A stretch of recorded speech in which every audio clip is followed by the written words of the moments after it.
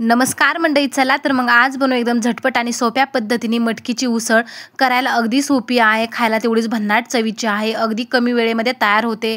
टिफिनसाठी, मुलांच्या टिफिनसाठी सुद्धा चांगलाच पर्याय आहे. तर सगळ्यांनाच आवडेल अशी ही मटकीची सुकी भाजी किंवा मटकीची उसळ आपण बनवतोय. चला तर मग गॅसवर कढाई ठेवून घेतली, यामध्ये 2 चमचे तेल टाकून घेतलं. तर इथे मोहरीचं तेल टाकून घेतलेलं आहे. तेल चांगलं कडकडीत गरम करायचं, म्हणजे त्याचा स्मेलसुद्धा निघून जातो. त्यानंतर अर्धा चमचा यामध्ये जिरे आणि मोहरी टाकून घ्यायची आहे.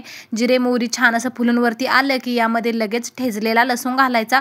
4-5 पाकळ्या मी अशा ठेचून घेतलेल्या आहेत, त्यासुद्धा टाकून घेतल्या. छान अशा ब्राऊन होईपर्यंत आपल्याला ह्या तेलामध्ये तळून घ्यायच्या आहेत. खूप मस्त लागते ही भाजी, एकदा नक्की बनवून बघा. एकदम झटपट आणि सोप्या पद्धतीने बनवलेली आहे. मटकी म्हटलं की सगळ्यांनाच आवडते, लहानापासून मोठे सगळे आवडीने ही मटकीची भाजी खातात. चला तर मग आता लसूण हा थोडासा तांबूस झाला, यामध्ये लगेच फ्रेश कढीपत्त्याची पानं टाकून घेतली. थोडासा तळून घ्यायचा आहे हा सुद्धा. आणि त्यानंतर एक मोठ्या साईजचा कांदा मी बारीक अशा प्रकारे कट करून घेतलेला आहे, उभा पातळ. तर इथे मी उभा कापलेला आहे. जर तुम्हाला वाटल्यास तुम्ही आडवा देखील बारीक कट करून घेऊ शकता. तर कांदा जास्त वापरायचा, कांद्यामुळे मटकीची चव खूप मस्त लागते. तर एकदम मोठ्या साईजचा कांदा जो असतो तो मी इथे बारीक कट करून घेतलेला आहे, असा पातळ स्लाइसमध्ये. आता याला छान असं परतून घ्यायचं आहे. कांद्यामुळे मटकीची भाजी खूप मस्त लागते. चला तर कांदा छान असा तांबूस किंवा थोडासा असा गुलाबी रंगावरती झालेला आहे. आता यामध्ये पुढच्या आपण लगेच 2-3 मिरच्या टाकून घेणार आहोत. तर इथे मी हिरव्या मिरच्या अशा प्रकारे कट करून घेतलेल्या आहेत, त्यासुद्धा टाकून घेतलेल्या आहेत. त्यासुद्धा छान कांद्यासोबत परतून घ्यायच्या आहेत. एकदम मस्त ही भाजी लागते, एकदा नक्की बनवून बघा. मुलंसुद्धा आवडीने खातील, डब्यासाठी सुद्धा देऊ शकता. चला तर मग कांदा छान असा गुलाबी रंगावरती आपला इथे परतून झालेला आहे. आता यामध्ये आपण लगेच मसाले टाकून घेणार आहोत. तर थोडीशी कोथिंबीरसुद्धा टाकून घेतलेली आहे. तर मटकीच्या भाजीमध्ये कांदा आणि कोथिंबीरीचा जास्त वापर करायचा, त्यामुळे भाजी खूप मस्त लागते. थोडीशी कोथिंबीर मी टाकून घेतलेली आहे. आता यामध्ये लगेच मसाले टाकून घेऊयात. थोडीशी हळद टाकून घेतलेली आहे. आता यामध्ये थोडंसं लाल तिखट टाकायचं. तर आवडीनुसार तुम्ही हे मसाले कमी जास्त अधिक करू शकता. तर लाल तिखट टाकून घेतलं, घरगुती मसाला टाकला, गोडा मसाला टाकलेला आहे, कांदा लसूण मसाला देखील टाकून घेतला.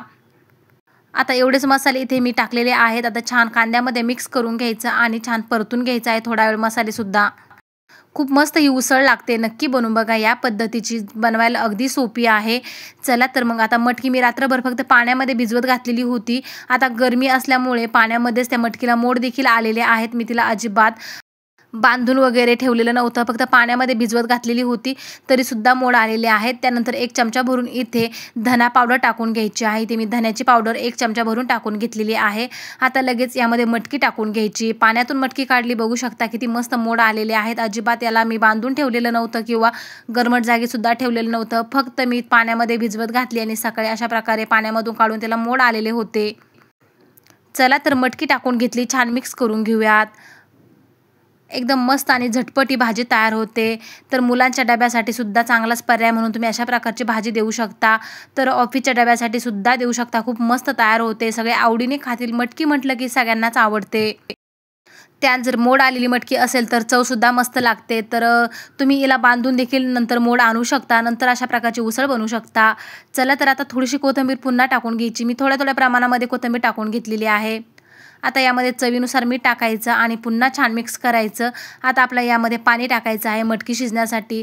तर इथं थंड पाण्याचा, नॉर्मल पाण्याचा अजिबात वापर करायचा नाही. आता यावरती एक प्लेट किंवा ताट ठेवायचं आणि ताटामध्ये आपलं पाणी ठेवायचं आहे.